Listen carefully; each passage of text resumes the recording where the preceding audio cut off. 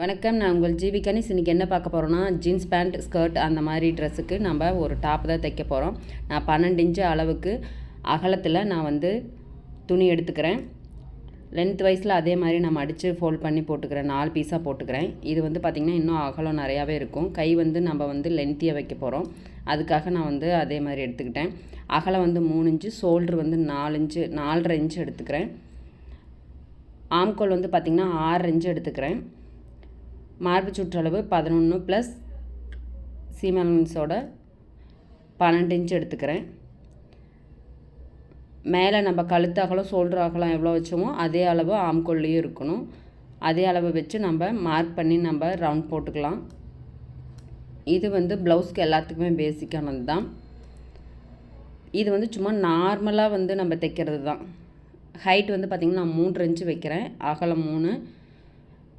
Collar neck தான் தைக்க போகிறோம். ஃப்ரண்ட்டில் வந்து பார்த்திங்கன்னா 3 இன்ச்சு வைக்கிறோம். பேக்கில் வந்து பார்த்திங்கன்னா 1 இன்ச்சு தான் நம்ம வைப்போம் இறக்கம்.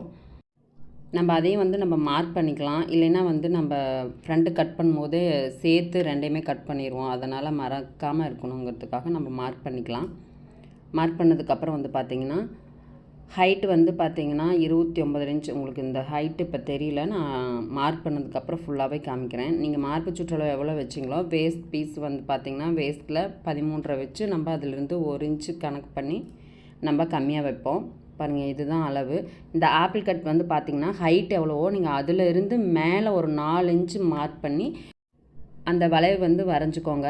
அது 4 இன்ச்சு வச்சிங்கன்னா நல்லா ஹைட்டாக ஆப்பிள் கட் மாதிரி சூப்பராக தெரியும். அதுக்காக 3 இன்ச்சும் வைப்பாங்க. நான் வந்து 4 இன்ச்சு வச்சுருக்கேன். நீங்கள் எல்லாத்தையும் கட் பண்ணி நாட்ச் போட்டு வச்சுக்கோங்க. அப்போ தான் கொஞ்சம் தைக்கும்போது ஈஸியாக இருக்கும். அதுக்காக தான். கை வந்து பார்த்திங்கன்னா நான் வந்து ஃபுல் ஹேண்ட் மாதிரி 17 இன்ச்சு வச்சுருக்கேன். நல்லா கை வந்து ஒரு 3/4 கை வர மாதிரி அந்த மாதிரி 3/4 விட கொஞ்சம் பெருசாகவே இருக்கும். துணி வந்து நம்ம இது வந்து நல்லா அகலமாக இருக்குது துணி. அதனால் நம்ம மார்பு சுற்றளவு எவ்வளவோ அந்த அளவுக்கு மட்டும் மடித்து போட்டு நீங்கள் எடுத்திங்கன்னா கைக்கு வந்து எந்த ஜாயிண்ட்டுமே வராது.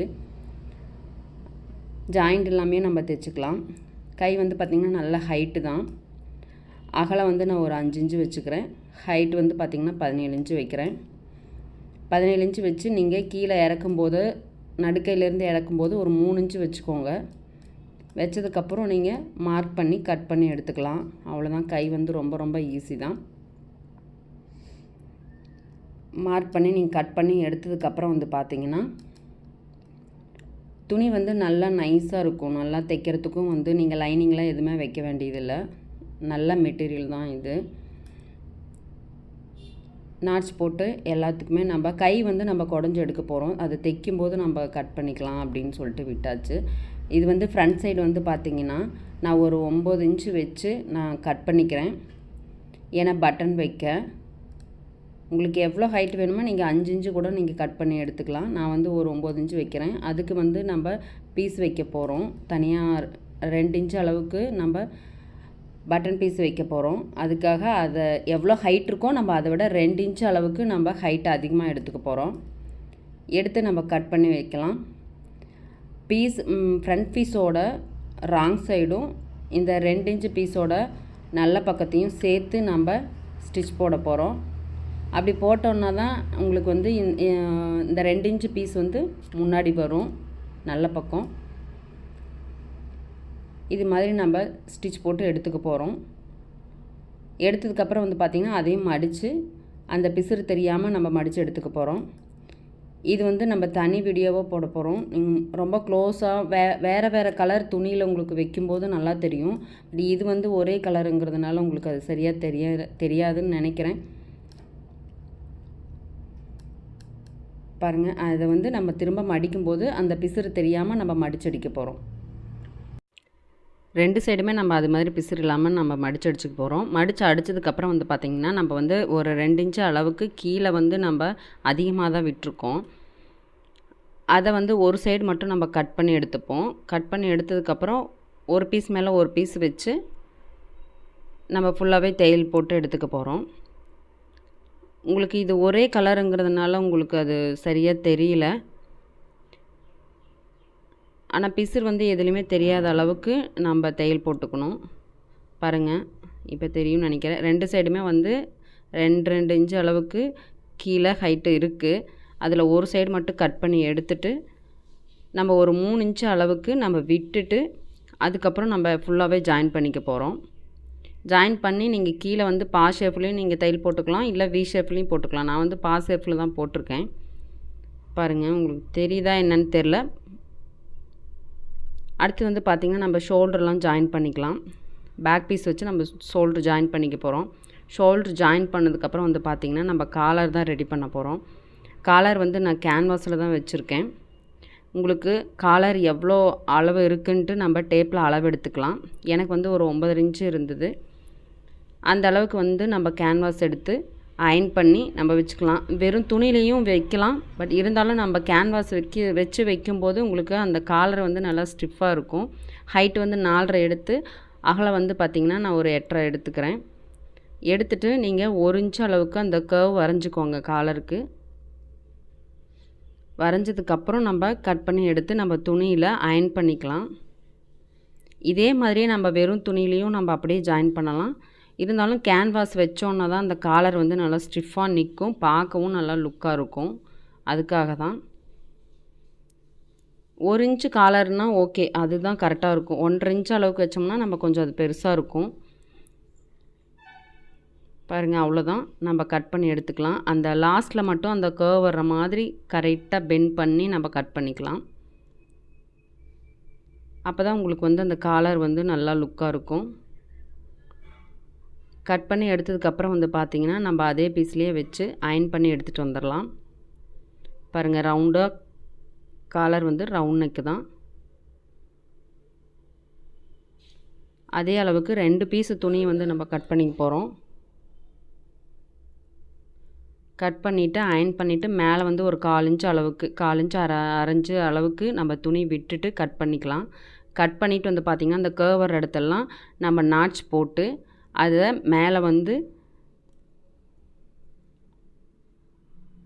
வந்து மடிச்சடிச்சுக்கலாம். கேன்வாஸ்லேயே நீங்கள் மடிச்சடிச்சுக்கோங்க. அப்போ தான் அந்த பிசுறு வந்து தெரியாது. அதுக்காக அந்த கர்வர் இடத்துல நீங்கள் கட் பண்ணால் மட்டும்தான் அது கரெக்டாக திருப்பி கொடுக்கும். ரவுண்ட் நெக் காலர் வந்து ரொம்ப ஈஸி மெத்தட் தான். நீங்கள் வெறும் துணிலேயே கூட நீங்கள் ட்ரை பண்ணி பார்த்துட்டு அதுக்கப்புறம் கூட கேன்வாஸ் வச்சுக்கலாம்.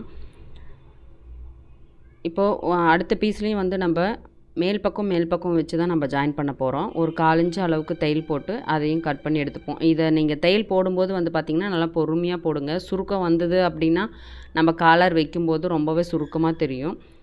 ஒரு 1/2 இன்ச்சு 1/4 இன்ச்சு அளவுக்கு உங்களுக்கு தையல் போடுறதுக்கு எவ்வளோ தேவையோ நீங்கள் அந்த அளவுக்கு விட்டுட்டு நீங்கள் கட் பண்ணி எடுத்துக்கலாம்.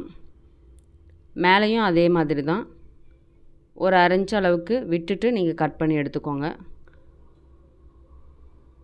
நீங்கள் இந்த மாதிரி கட் பண்ணி எடுத்ததுக்கப்புறம் வந்து பார்த்தீங்கன்னா துணியில் சென்ட்ரு வந்து நீங்கள் நாட்ச் போட்டுக்கோங்க. இந்த கர்வுக்கும் நாட்ச் போட்டுக்கோங்க, சென்டர் நாட்சும் போட்டுக்கோங்க. நம்ம டாப்லேயும் வந்து காலரில் சென்டர் நாட் போட்டு 2ஐயும் ஜாயின் பண்ணிவிட்டு அதுக்கப்புறம் 2 பீஸையும் நம்ம ஜாயின் பண்ண போகிறோம்.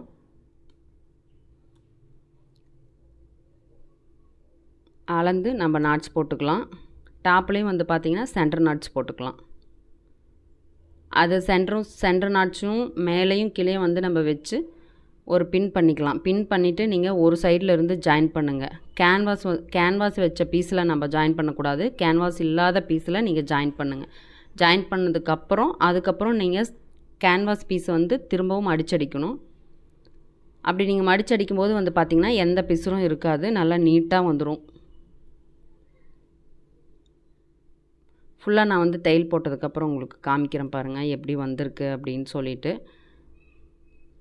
காலர் வந்து பாருங்கள் எவ்வளோ நீட்டாக வந்துருச்சு.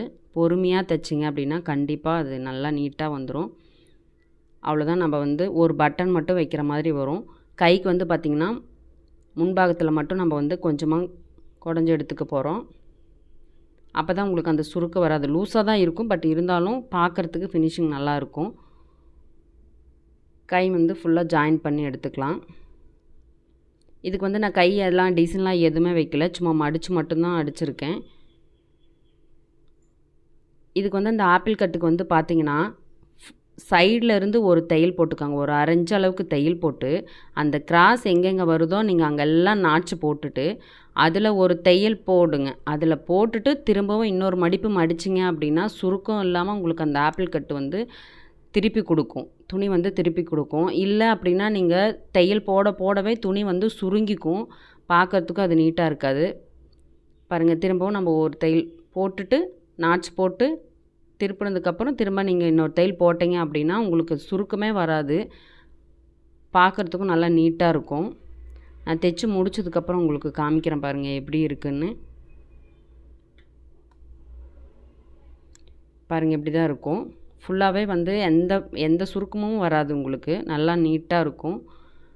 எல்லாமே தைச்சி முடிச்சதுக்கப்புறம் பார்த்திங்கன்னா பாருங்கள், ஆப்பிள் கட் வந்து இப்படி தான் இருக்கும். நல்லா கர்வாக பார்க்குறதுக்கு டாப் வந்து நல்லா ஃபினிஷிங் சூப்பராக இருக்கும்.